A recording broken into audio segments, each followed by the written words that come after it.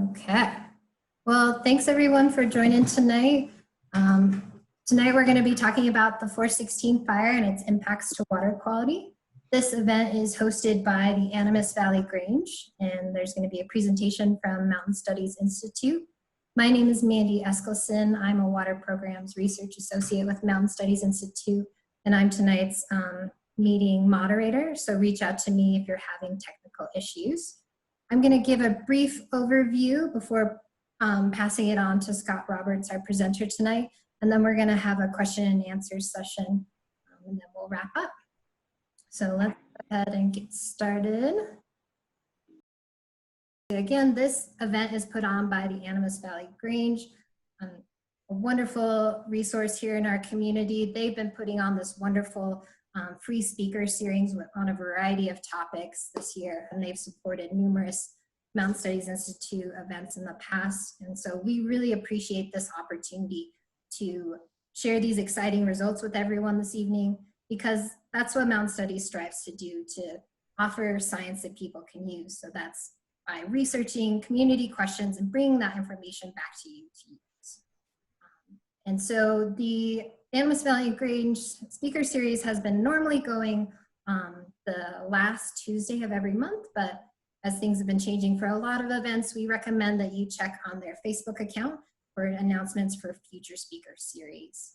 And Marie Ressler and Deb Paulson have been really helpful in putting this event together.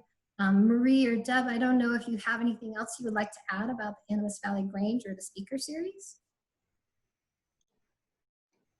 Mandy, I can go ahead and say that we know we're going to do the June 23rd talk, and probably via Zoom. We don't have the Zoom address yet, but that will be advertised, like you say, on Facebook.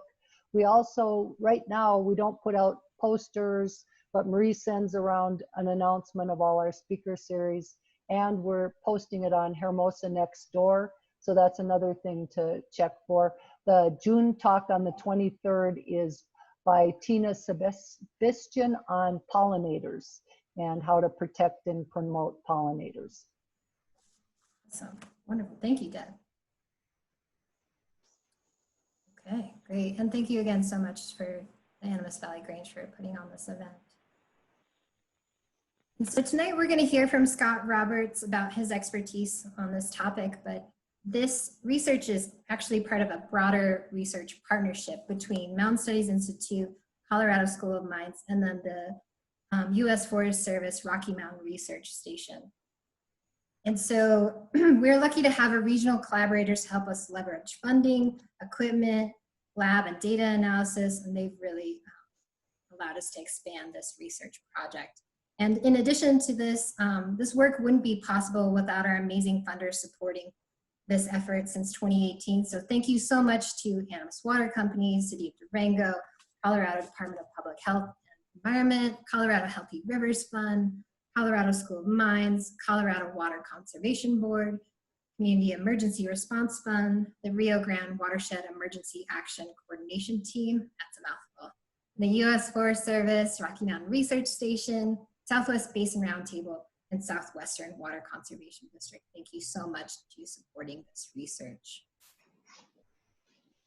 Now let's talk a little bit about our presenter tonight, Scott Roberts, who's our brilliant Water Programs Director and Aquatic Ecologist here at Mountain Studies Institute. For those of you who don't know Scott very well, he has over 10 years of experience as an aquatic ecologist, field biologist, and geographic information systems analysis. His work spans across the United States, including the Southern Appalachians of North Carolina and Tennessee, the Rocky Mountains of Colorado, the deserts of New Mexico, and the Sierra Nevada Mountains of California. Scott was trained as a geographer at Appalachian State University for his bachelor's and University of Tennessee for his master's. His graduate research examined the loss of eastern hemlock from riparian forests of the Southern Appalachians within the broader context of aquatic ecology, spatial analysis, and watershed resources. Scott spent 5 years with the Sierra Nevada Aquatic Research Lab, where he explored how landscape-scale spatial patterns drive fine-scale biological processes in aquatic systems throughout California. Scott contributes his expertise in aquatic ecology, landscape ecology, and spatial analysis to Mountain Studies Institute. He lives here in Durango with his wife and 2 children, And when he manages to find some spare time, he's also a talented musician and an avid backcountry skier. And you can see from these photos, he lives, breathes, and sleeps in his river waders, and likes to only show you his right-hand side in all his photos. No, but all jokes aside, Scott has been working tirelessly on this project and is so excited to share some results with you tonight. So let's turn it over to him to see how the 416 fire has impacted our water quality and aquatic life here in our watershed. Okay, great. Thanks for that introduction, Mandy. I always get distracted with when people read your bio because it takes me through a trip through geography and all the different places that I've gotten to call home, and I try to refocus back to where we are. Thanks to Maria and Deb for having us speak at your series again. We of course wish that we could be there in person. We spoke on this same subject about a little bit more than a year ago, and so what I'd like to do tonight is kind of give an update on what's happened in the past year or more since we last presented at the Grange. And of course, the topic, as Mandy explained, is impacts and recovery of water quality and aquatic life following the 416 fire. I usually like to let people know about Mountain Studies Institute, the organization that Mandy and I both work for. I was looking over the participant list, and I think most of you are familiar with this organization, but for those of you that aren't, Mountain Studies Institute, we often go by the acronym MSI. We're a not-for-profit independent education and research outfit out of the San Juan Mountains. And we do a lot of different things in the research and education realm.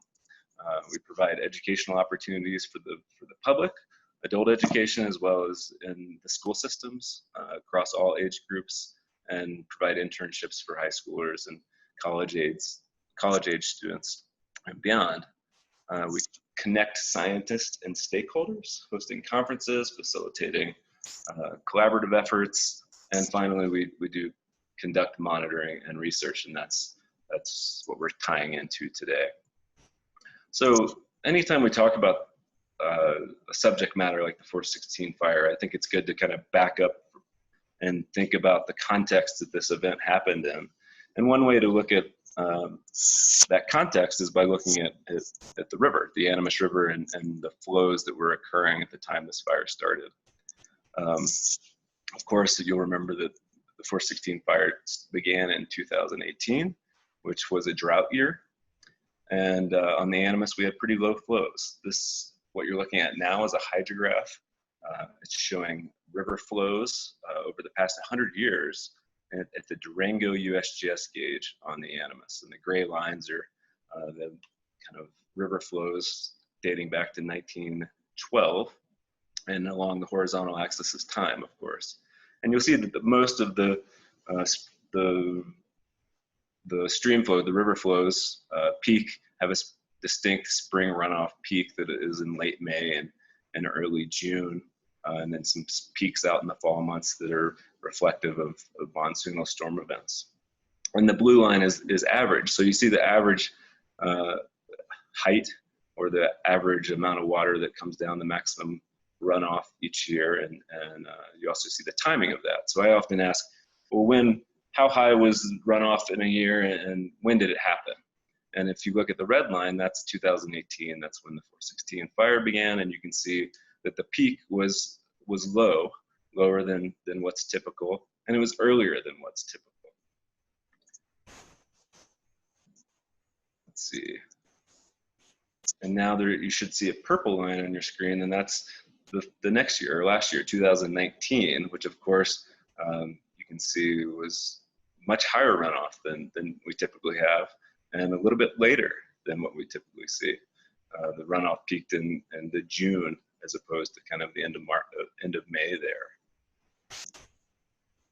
Now, just for context, and since it's 2020 already and almost June, here is, in the yellow line, is where we are so far in 2020, or as of June 10th.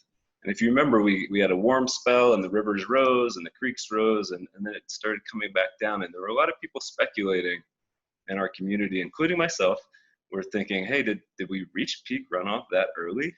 And around June 10th, I was driving up the ANIMAS Valley on Highway 550, and it reminded me of a time where I fortunately got to spend with Ed Zink in the passenger seat of his truck, and he was driving me up, doing what he always did, was helping me out, look for some sites, and he was driving me north on the valley, and we were talking about this very subject. And a lot of you probably already know this, but he said to me, look north, look at Mountain View Crest out there in the distance. If there's bare ground out there, then it's peak spring runoff. But if there's no bare ground, then peak runoff hasn't occurred yet.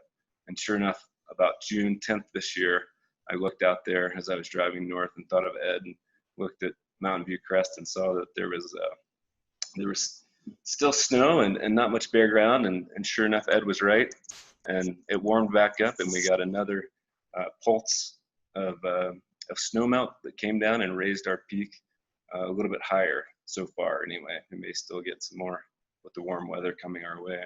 But there you can see we got another little peak that was a little bit closer to what we see typically, but still early, on the early side, and certainly below average in terms of the amount of runoff we've had this year.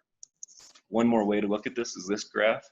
And it's really just showing you that 100 years of data and asking that question, when and how high was the peak of runoff? And the vertical axis, the y-axis, is the magnitude of runoff, so the maximum spring runoff as cubic feet per second.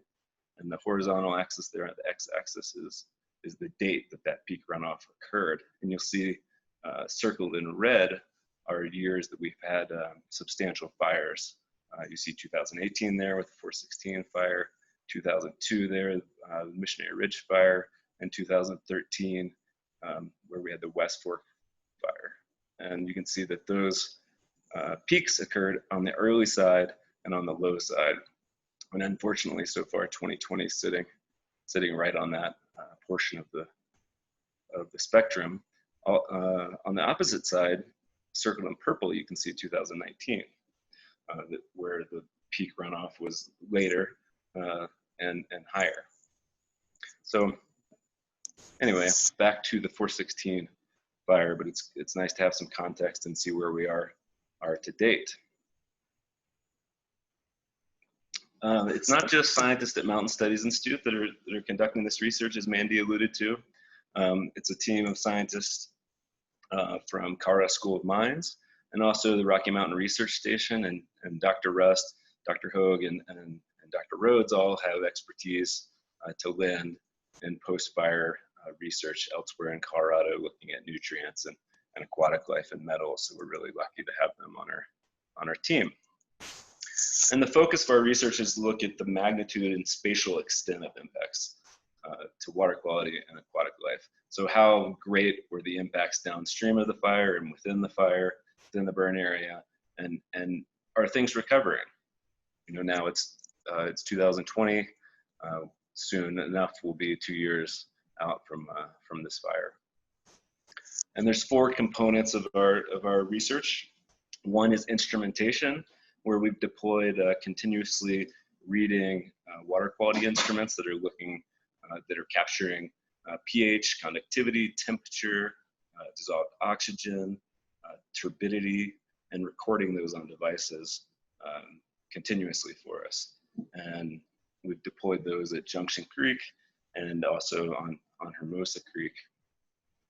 And that's a big thanks to REACT, who is the Rio Grande Emergency Action Coordination Team, which was formed over on the Rio Grande after the West Fork fire. They reached out to us pretty much as soon as the 416 fire started and said, hey, we've got these instruments we're not using. We use them, found them really valuable for use after the fire that we had, and we'd like to loan them to you for free. And they loaned them to ourselves and some other equipment to La Plata County. So really grateful for that kind of cross-basin generosity. Another component is water quality sampling. This is kind of your typical grab sampling, where we're going out and trying to characterize conditions across a hydrologic regime. So we're going out for winter base flow, we're going out during spring runoff, we're going out as spring runoff is receding, and then we're going out and trying to capture these storm events that we've had in the burn area that have caused these debris flows and mobilized material moving down into Hermosa Creek and down into the ANIMAS. And that's necessitated going out at night sometimes to capture those events. The pulses of sediment sometimes move through Durango in the middle of the night. And I'm really grateful to our team for being willing to jump into action at 2 or 3 in the morning so that we can characterize these conditions. A third component is looking at the habitat for aquatic life. And I'll talk about that a good bit, but it's really just the stream bottom where insects and fish live and where they have food sources. And then aquatic life itself. Specifically, our research focus is using aquatic insects or benthic macroinvertebrates as indicators of overall river health. And I'm hoping that many of you know what benthic macroinvertebrates are, but I'm going to give you a brief kind of reminder. So the benthic part means that they live on the bottom of streams and lakes. The macro part means that you can see them without the aid of magnification. They're small, but not really, really, really small. They're invertebrates, meaning they don't have a backbone. And why do we care about them? Well, they're an excellent source of food for fish and birds and spiders. They're an integral part of the food web, and they break down organic material for other organisms. I thought I'd see if you can see this video. I hope it comes through. These are native sculpin. Ended up in my net, I think, near James Ranch. And in a tray, I decided to see if they would be interested in eating this hydrocyclid net spinning caddisfly. And sure enough, they were. Hopefully the video came through, but that mottled sculpin right in front of me wasn't shy at all. Decided to take the caddisfly. So that was fun to watch, and a good reminder that they're a food source for fish. And another reason we look at them is they're really good indicators of changes in water quality, and that's because when we go out and take grab water samples, that sample is really only reflective of the conditions at the time that we take that sample, that we fill that water bottle or water container, sample bottle. But when we sample and survey an aquatic insect community, it's reflective of longer term trends, because those insects could have been there for months up to even 2 years and been exposed to varying water quality conditions through spring runoff, through storms, through low flow events. So they're reflective of those longer term trends. And they're really diverse. Some of them are incredibly sensitive to things like sediment coming downstream, and others are very resilient and tolerant of that type of pollution. So they have a lot of information to offer by looking at the makeup of their communities. So how are we going to look at these impacts? How have we looked at the impacts? Well, there's kind of 2 scenarios we're looking at, and that's kind of a before and after scenario. That's pre-fire versus post-fire. That's in instances where we're fortunate that we have information on an aquatic insect community or water quality before the fire that we can compare our observations after the fire to.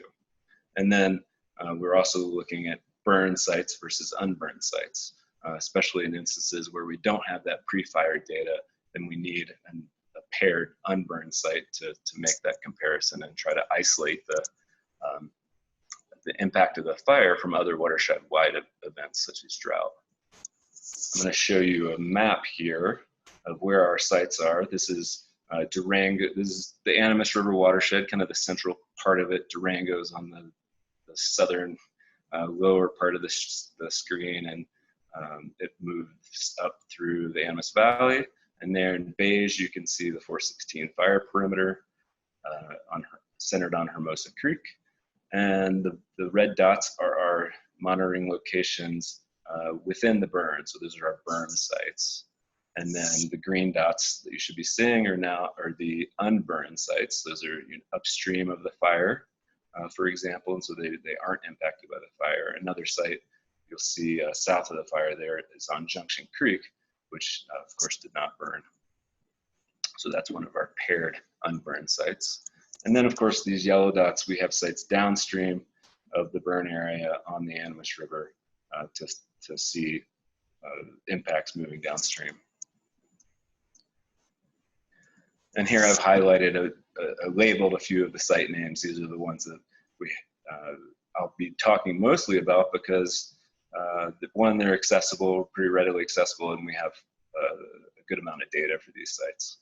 So everything from East Fork Hermosa, that's up there behind on the backside of Purgatory, above the burn, to Baker's Bridge, to Hermosa itself, Tremble Lane on the ANIMAS, Junction Creek over there at 30, and then moving down through Durango on the ANIMAS at 32nd Street, at above Lightner, and at Purple Cliffs. And so there's more nuance, of course, than just burned and unburned. These are some photographs that were put together by my colleague, Dr. Mike Remke of Mountain Studies Institute, who's a great forest ecologist and a wonderful photographer, that's demonstrating within the 416 fire these different burn severities. And not long after the fire, many of you know the Forest Service goes in there and looks at and does some modeling of burn severity, soil burn severity, and categorizes it as low, medium, or high. And those pictures depict those different conditions. And here's how that looks on the landscape. The low burn severity is kind of the greenish blue color, medium is yellow, and then the high burn is red. And then in the blue dots, you can see we have purposefully established some monitoring sites across a gradient of that burn severity, trying to have some drainages where we're looking at aquatic insects, communities that were unburned and low burn severity, medium burn severity, and high burn severity. So when did we do this research? Well, we started in June of 2018, immediately after the fire, and we've continued it into 2019 and now 2020 and perhaps beyond. One of our main goals is to track the recovery. And so we don't know how long that'll take. We're hoping sooner than later. So what did we see? Well, first, I'd like to talk about the changes in habitat that we saw. And habitat for aquatic life really is the stream bottom and the water column. And let's start with the stream bottom. And so after the fire, we get these storm events that bring precipitation to the burn scar, and that runoff over the burn surface mobilizes a lot of material and moves it downstream, and also erodes gullies along the way and erodes hill slopes and causes these debris flows. This is a gully that opened up, seemingly just kind of opened up out of the earth. It's pretty wild to see these in person. Here's another view of that same gully where, for scale, my bike helmet is hanging from a root there and in order to reach that root, it was above my head. So you can just imagine the amount of material that's moving down slope from numerous gullies throughout this landscape. Another example of a gully being eroded and material moving downstream. In some cases, the gullies are being eroded all the way down to bedrock, as seen in this picture. And then looking down some of these gullies, you can see that as indicated by the bark missing on these trees, on these spruce trees, that rocks and trees and all sorts of material must have come tumbling down this gully and really scraped against these trees. And at the bottom of the gully, it's hard to photograph, but you can see that it's deposited perhaps 100 trees or more on top of the stream channel at the base of these steeply eroding gullies, and causing these log jams. And what's noteworthy about these log jams, besides the fact that they're adding woody material to the stream channel, is that they're slowing the velocity behind them and causing a lot of the sediment to deposit, to accumulate behind it.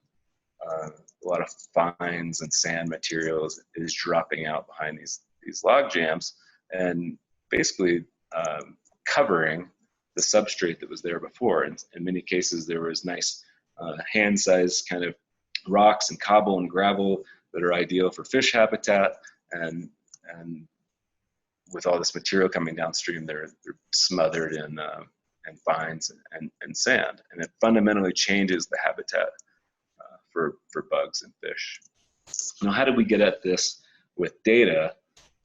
So we conducted physical habitat surveys that some people refer to as, they're basically pebble counts, where you go out and along a stream reach, you look at transects, and you look at, in this case of this work, 105 different points along the stream bottom and measure the size of that substrate and categorize it into these categories here on your left.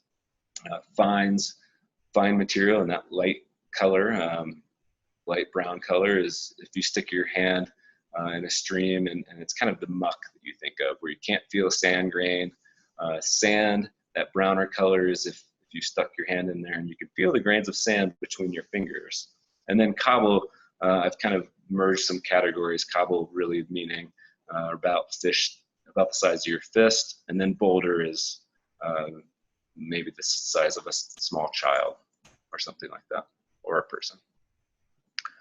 And here I'm going to give you a visual representation of what that looks like. So this river depicted here is our stream reach that we surveyed, and this is it's actually proportional to the relative abundance of these different categories. What you're looking at actually is 36,000 grid cells coded appropriately to represent the accurate proportionality. So it's not an estimate, it's pretty close to what the proportionality actually is.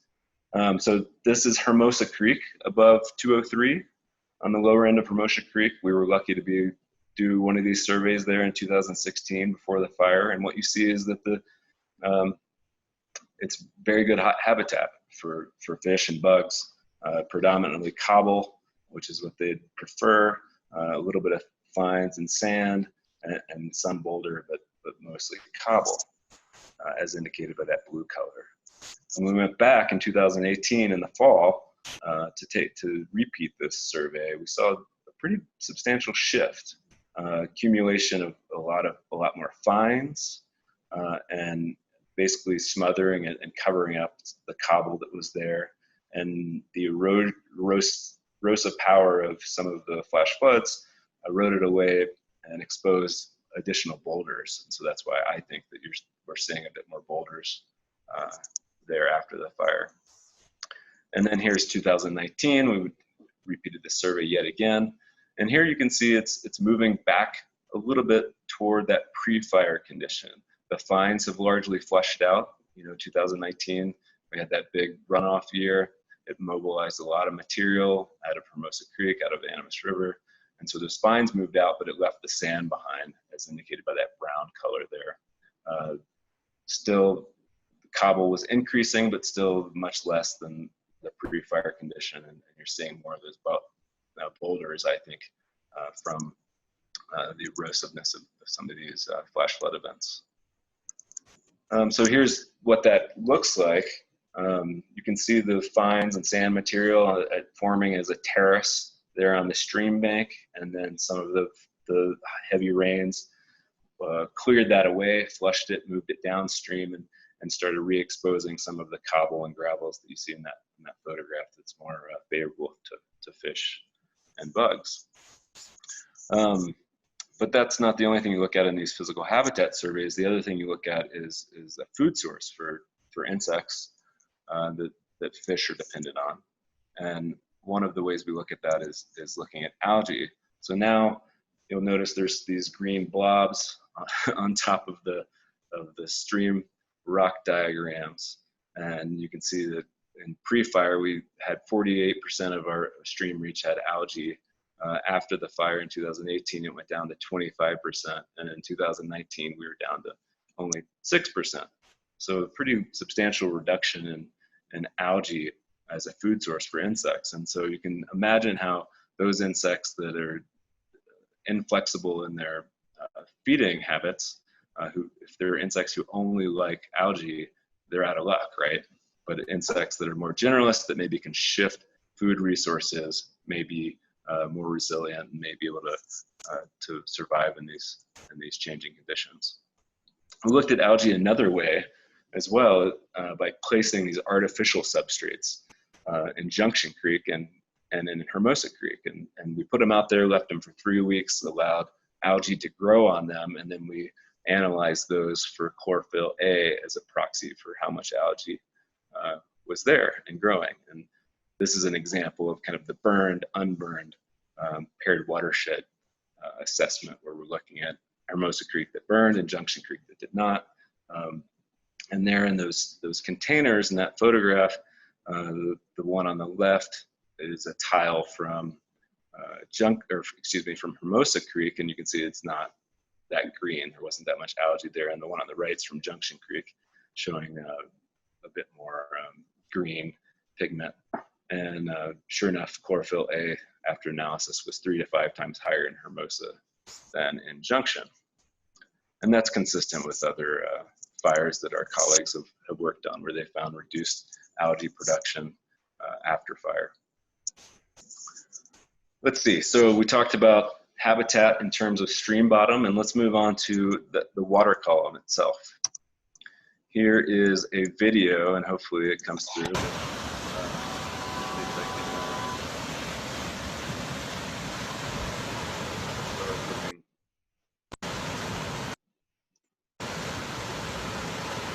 Bigger log coming. I was hoping I could mute it. Bigger log coming. I'm not sure that I can. So you can see a lot of material is being mobilized downstream. Big Oh well. She's referring to. Got it. Out of hand material. This was a flash flood. Debris flow event in July. Got another 4 or 5 feet.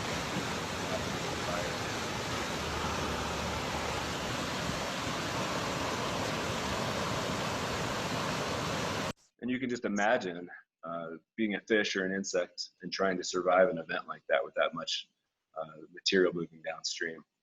And how could that affect you? Well, there's lethal effects. It could physically abrade your gills or cause physical damage, or there could be toxicity from contaminants that have mobilized off the burn area.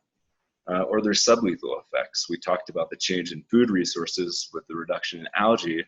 That might impact insects. They may survive, but they may be running out of food and thus have reduced growth or reduced reproduction success and not emerge as adult insects and successfully mate and lay eggs. So not going to go into a lot of detail on water quality tonight, but what I'd like you to know is that the water quality degraded during storm events, pretty obvious at locations downstream of the 416 fire. And we saw these enormous increases in measures of sediment and nutrients and metals. In some cases, they increased by 10-fold. In some cases, such as aluminum, they increased by 3,000 times over pre-fire levels that we'd measured. And so what? So what if you have all of a sudden these high levels of some of these nutrients or metals or sediment? Well, I like to look at water quality data in the context of 2 things. One, comparing it to historical observations. What have we seen before? Is it unprecedented, or is it just that we always have these kind of high levels? And then secondly, comparing them to water quality standards, which are set by the federal government or the state of Colorado. There are levels at which they should be protective of the use of our surface waters for uses like water quality or agriculture or domestic water supply. So to summarize some of the water quality effects, and this has been pretty consistent through 2018 and 19 after the fire, possibly unprecedented levels in the Durango stretch of the ANIMAS of aluminum, manganese, iron, mercury. So we saw in those post-fire runoff events higher levels of those metals than even any time in the last 20, 30 years of history of water quality data that we have for that site. And that's inclusive of the 2015 Gold King mine release. So higher levels of some metals than that release, not all, but just a handful here. And then how did they compare to aquatic life standards protective of aquatic life? Did they suggest concern? Well, they did for total aluminum, total iron, and total mercury. But other levels, importantly, were at safe levels. other parameters, other metals and nutrients were at safe levels. So how about aquatic life itself? What have we seen? Well, during the fire, there are some effects that occur during the fire, especially in localized and smaller water bodies with a smaller volume of water that can be susceptible to big changes in stream temperature, where the fire burns right up to the stream, for example, at a high severity. And this photograph is it's a tributary to Hermosa Creek. It's Big Bend Creek, and fortuitously, Carta Parks and Wildlife in this reach had deployed before the fire a water temperature sensor, and it survived the fire. And the tree that it was actually tied to burned down, but the sensor was still there, and they were able to retrieve it.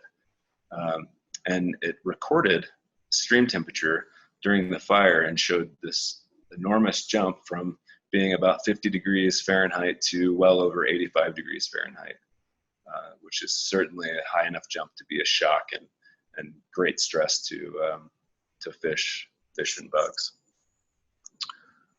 And then there's, of course, these post-fire runoff events like the video we saw, where we probably all know it caused fish kills that you could see just by walking the banks of the river. And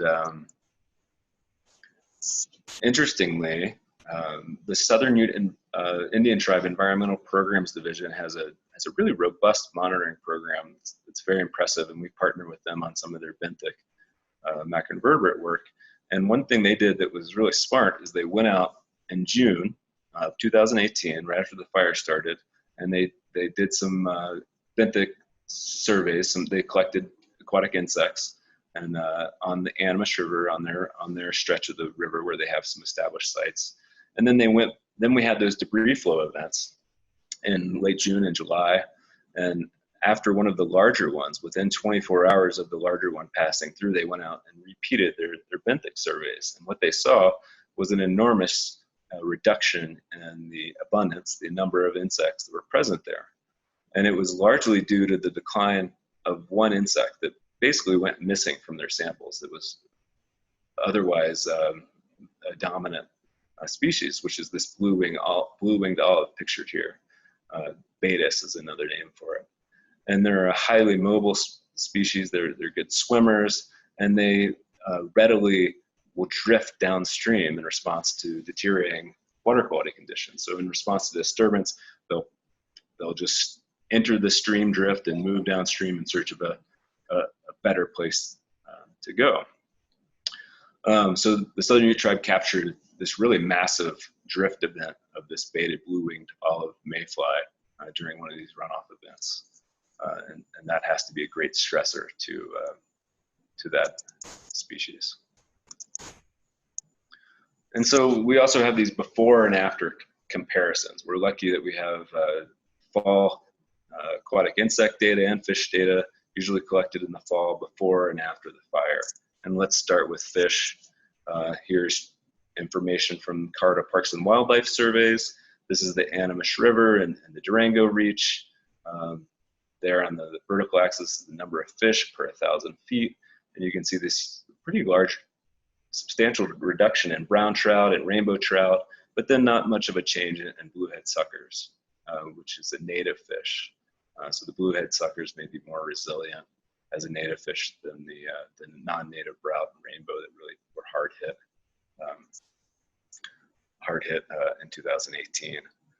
To my knowledge, I don't think that Parks and Wildlife did their surveys in 2019.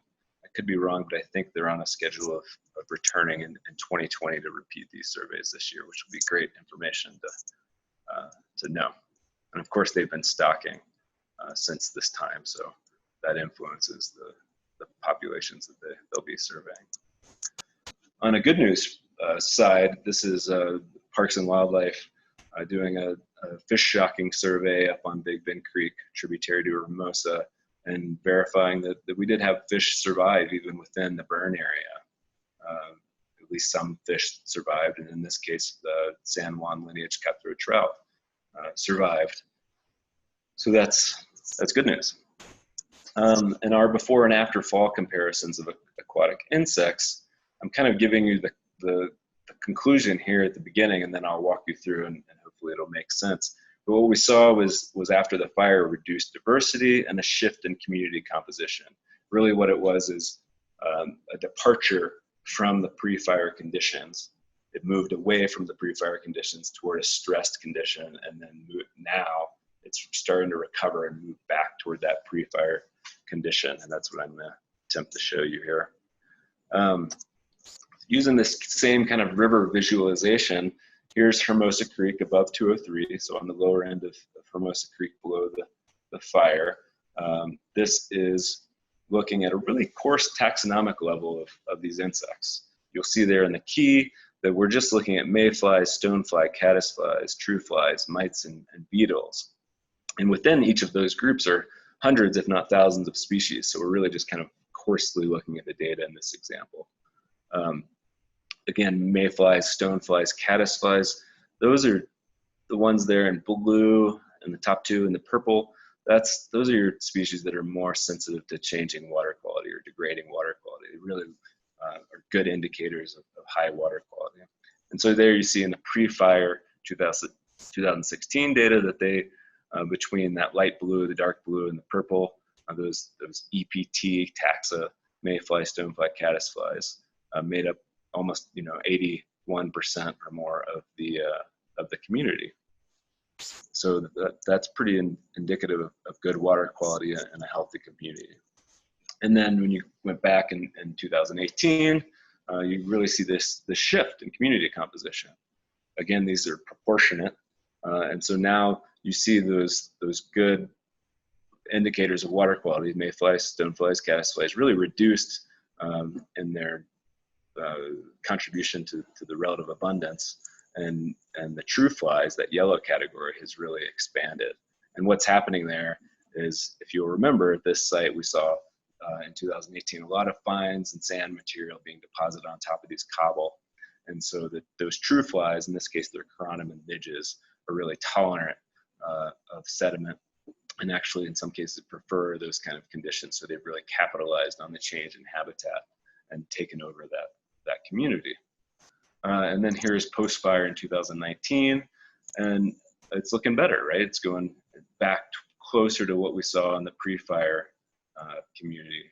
Those mayflies have really become much more dominated as the fines moved out, and the habitat surveys demonstrated. Some of the cobble was re-emerging, that the mayflies were colonizing. And you see there's still a good amount of more of those true flies, of those midges, a higher percentage of them than pre-fire, but we're headed back in that direction. So that's, again, looking at a really coarse kind of order level, taxonomic level. Let's dive a little deeper to the family level and see if that pattern that we just talked about on Hermosa Creek, does it persist at other sites?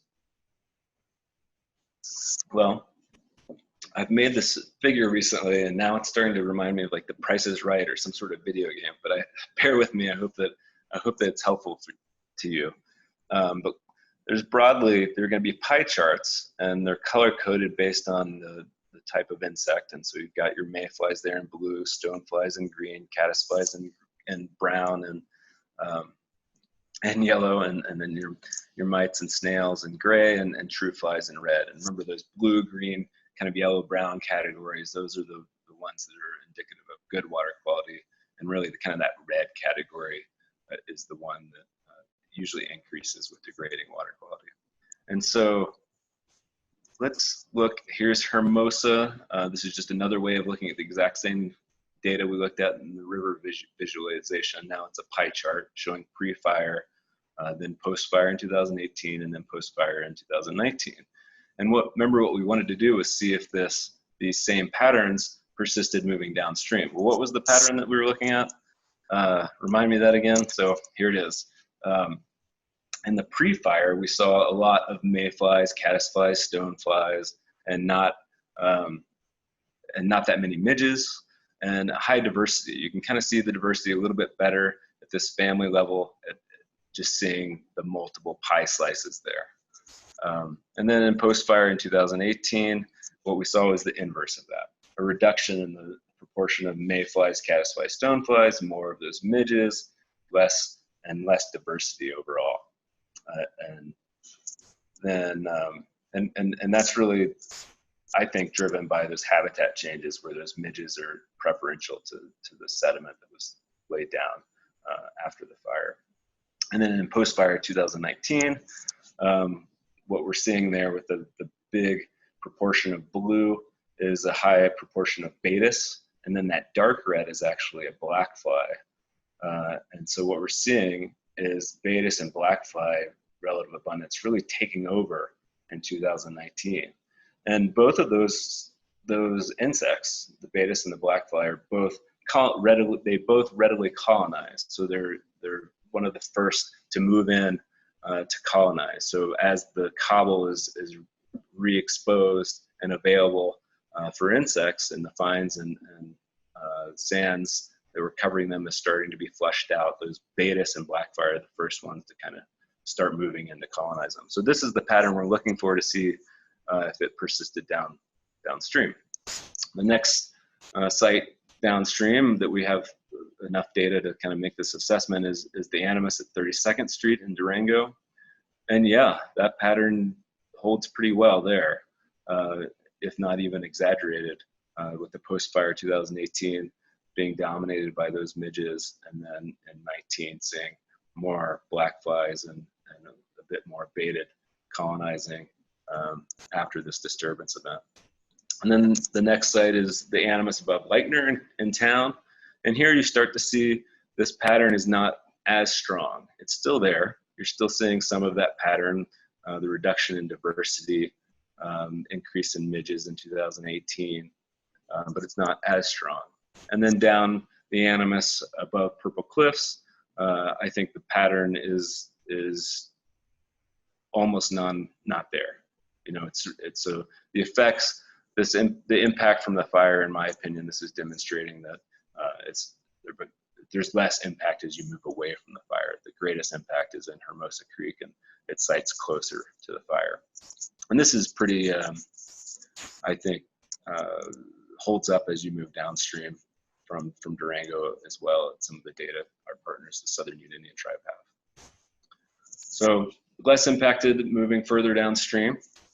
But of course, we just looked at family level taxonomic, and there's more detail than that, and there's of course more nuance than I've just explained. And so our next step is what we're currently in the middle of, is using a statistical tool that we've used on benthic data in Bonita Peak Mining District to look at how metals influence these communities. And it's called non-metric multidimensional scaling ordination.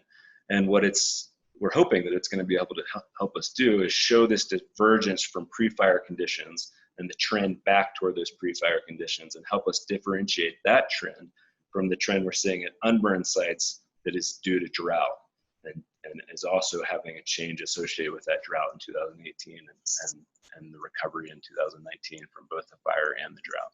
So stay tuned for some even greater nuance as we look at this data even more. But that's looking at kind of community composition, survival of these insects. What about sublethal impacts I mentioned earlier? One way to get at that, we started to wonder after looking at the 2018 post-fire data, we saw those high levels of certain metals coming downstream, and we wondered, were they accumulating in the tissue of insects? And so in the fall of 2019, last fall, we sampled benthic tissue at a number of sites, both burned and unburned. And I'll walk you through that data now. Here is on your vertical axis the tissue concentration, and this first example I'm going to show you is aluminum, and that's Junction Creek there on the far left, so of course an unburned site and relatively not that much aluminum in that tissue. The next is Hermosa above the burn, so that's an unburned site up above the burn area. Again, pretty consistent with what the level of aluminum tissue concentration we saw at Junction Creek, that unburned site. But then below the burn, you know, we saw a much greater concentration of aluminum in the tissue. Here's Baker's Bridge, which was relatively not as impacted as those sites that are downstream of Hermosa. Here's 32nd Street, here's Purple Cliffs. So you can see elevated aluminum concentrations in the tissue of insects down through Durango. And then, so that's kind of your unburned burn comparison, but we're lucky that we've actually collected benthic tissue in the past at some of these sites. So we can do this kind of before and after comparison as well.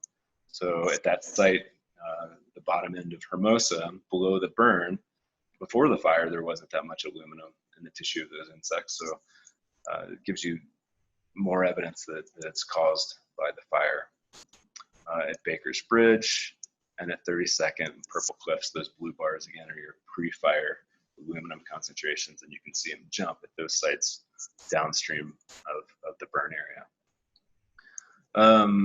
So that was aluminum. Another one we were concerned with, and it looks like it's accumulating in the tissue of these insects, is iron and lead.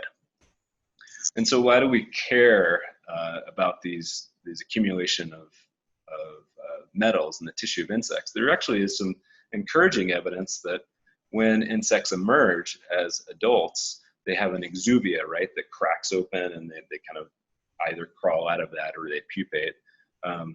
But there is evidence that they leave behind a lot of that body burden metal concentration in their exuvia and then emerge with less of that body burden of aluminum or iron or lead when they become adults. So that's encouraging, but it's not encouraging to this next subject that I'm excited to talk about, which is the American dipper, which is one of my favorite birds. And the reason I bring it into this talk at this moment is the American dipper largely, its diet is almost entirely made up of insects, aquatic insects, and their nymph and larval stage. So these dippers, if you're not familiar with them, they'll dive underwater and pick off insects underwater on rocks and on the bottom of the stream. And so they're ingesting the full body of these aquatic stage of these insects. And so they could be accumulating these metals as well. We don't really know, but we're lucky in that in our community and in our region, we have a great citizen science effort called the American Dipper Project. And there, if you're interested to learn more, that's their website. They do work on the Animas River and tributaries such as the Hermosa, but also over on the San Juan and Pagosa. And Steve Monroe provided me a nice update on their work and what they've been seeing, and his email's there at the bottom if you want to reach out to him. I'll put his email up here again in a second. But he's a hydroecologist who does a lot of great work all around this region and formerly all over the Southwest, or maybe still all over the Southwest. But what they've seen through their surveys is they survey nests, especially during breeding season, and they found that there are nesting dippers on bridges over Hermosa Creek. And pre-fire, back in, I think, 2017, 16, they found nests that were occupied. American dippers were raising young there successfully. And post-fire in 2019, they found that those nests were unoccupied. And it's likely due, perhaps they were deterred from using those sites due to the poor water quality conditions coming downstream from the fire. But the good news is that post-fire in 2020, they're occupied. And Steve actually said that this morning he went out and surveyed, and the young are in the nests and the adults are bringing them food, and he expects them to fledge in the next few weeks. And it's kind of maybe hard to see on the screen, but that's a dipper nest there under one of the bridges over Hermosa Creek. On the bottom left and on the bottom right is a fledgling out on a rock from a previous year. So that's the American Dipper Project, and you should contact Steve there at the bottom if you want to learn more about that, or keep your eye out. I think it's the Durango Bird Club is a presentation that they're going to be giving coming up this year. Really cool work that extends all the way up into Silverton, if I'm not mistaken. So I want to get back to recovery. Did we see recovery in 2019? That's kind of the question that I'm most curious about, is seeing us return to these pre-fire conditions and how long it'll take. Well, that dipper example is a good example of some recovery. Perhaps we saw that nest unoccupied and now it's occupied. That's good news. I think we've demonstrated that there's been improved habitat for aquatic life through the flushing some of the spines and sand material, cobble emerging, but continued low algae abundance. So we're going to keep an eye on that in 2020. In terms of water quality, the level of most contaminants were highest in 2018, immediately following the fire. In 2019, they weren't. Most parameters were not as high as what we observed in 2018. And also, we had fewer water quality standard exceedances in 2019 than in 2018. So that's trending toward a recovery. But some parameters, many are still above pre-fire levels, so we've still got a ways to go.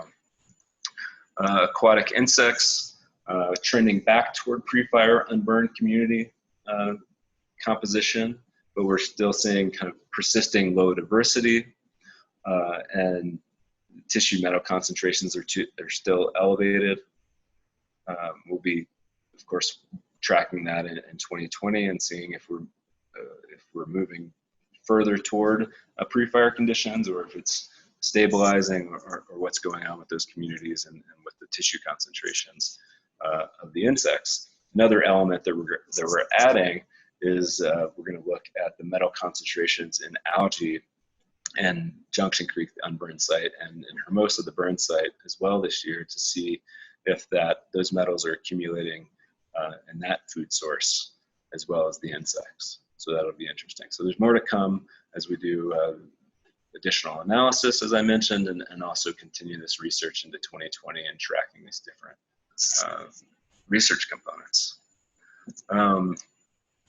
If you haven't gotten out into the burn area, you should. It's beautiful, lots of green, lots of regrowth. Keep your fingers crossed for the moisture that's in the forecast, and I hope that it brings nice steady rains and not too heavy of downpours on more severely burnt areas.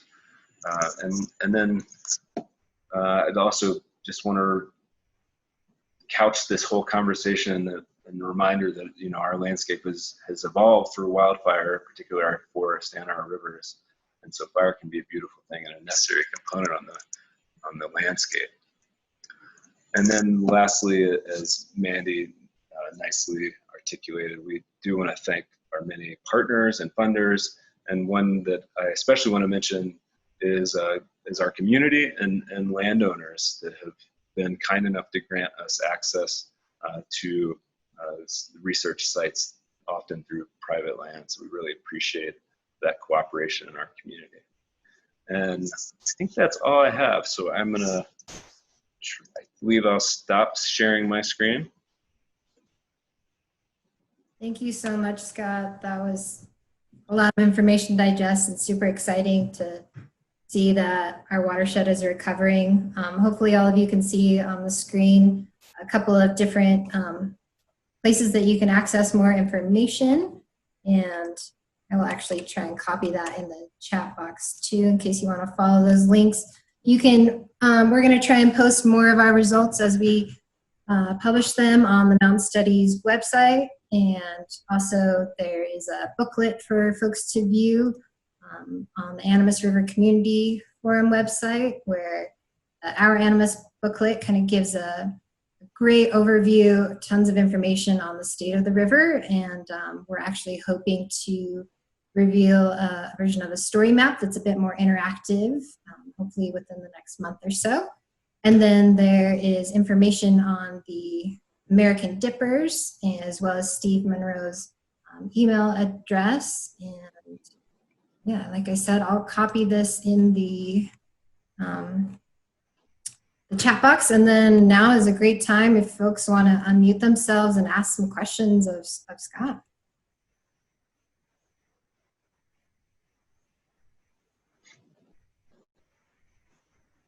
Scott, it looked to me like the black fly had increased even in parts of the river that you said didn't get affected so much. Is that what's going on with the black flies, and is that a good or bad thing? Deb, that is a very good observation. I think you're right. And what I alluded to that we're hoping that our further analysis using the statistical tool will be able to do is help us differentiate between impacts from the fire and impacts from the drought. And I think what we're going to end up seeing is that sites all around our region, bug communities all around our region, underwent change in 2018, regardless of whether they were burnt or not. One of those changes, I think, is reduction in diversity, and often that is accompanied by an increase in those black flies because they're such great colonizers. So you're right, and the next step is to further decouple the fire from the drought that we had in 2018.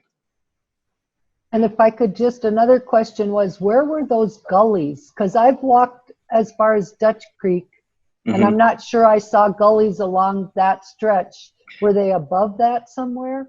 Yeah, they were. And that one, well, I showed several gullies that are kind of throughout the watershed, but there seemed to be a lot of them north or further upstream than Dutch Creek, in the vicinity of Big Lick Creek, and down all the way down between there and the South Fork of Hermosa Creek.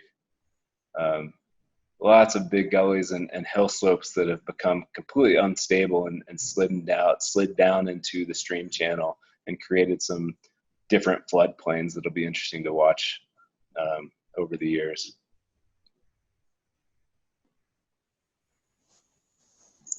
I've got a quick question for you, Scott. Great. First, thank you to you and MSI and the rest of the research team for doing this really, really awesome work. And it's really good to see that the water quality is improving and the bugs are coming back and things are improving up there. But you did mention that some of the water quality parameters are still higher than pre-fire levels. And I'm wondering what parameters those might have been. Like what metals are you still seeing high? It's mostly, I think, it's nutrients, and it's aluminum, and it's iron. Mercury, thankfully, was not as high in 2019 or as in 2018. That seems to have dropped off. But it's really, it's aluminum and iron, and manganese and nutrients. Okay. Yeah. But those have also dropped, and they're no longer exceeding some of the EPA standards or other water quality standards. Yes. Less exceedances, but there are still exceedances occurring. So we actually we have a report due at the end of this month, which is this week, and some of the questions you're asking are going to be addressed directly with data in those reports. And as soon as by the end of this week, I can provide that to you, Marcel, because I know that you're interested in some of those details, and I'd love to share them with you. Awesome. Thank you. Yeah.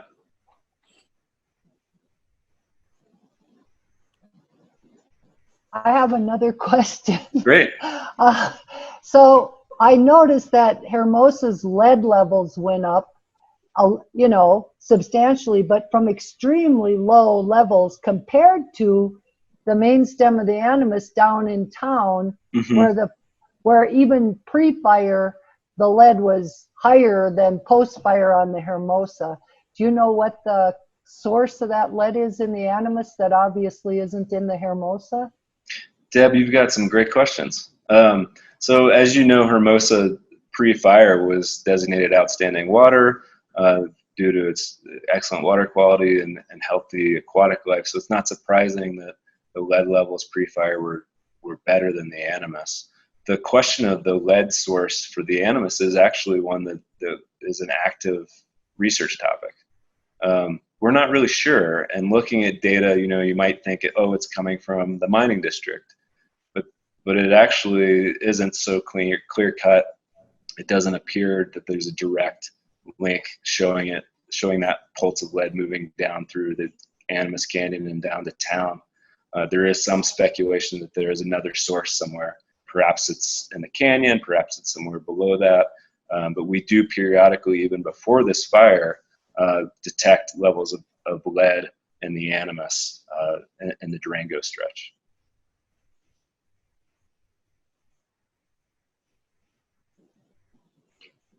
Anybody else?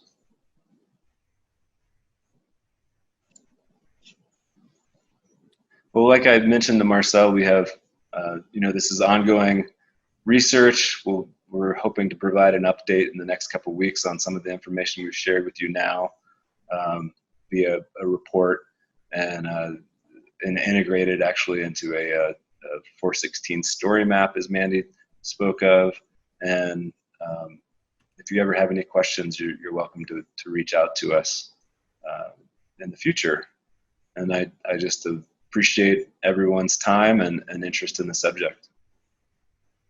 On the behalf of the Animas Valley Grange, I really want to thank MSI and you guys for putting this on. Sure. You know, you thanked us, but if we didn't have organizations like yours willing to present to the public, we wouldn't have a program series. So thank you so very much for this excellent talk. It was just wonderful. Thank you. Great, thank you.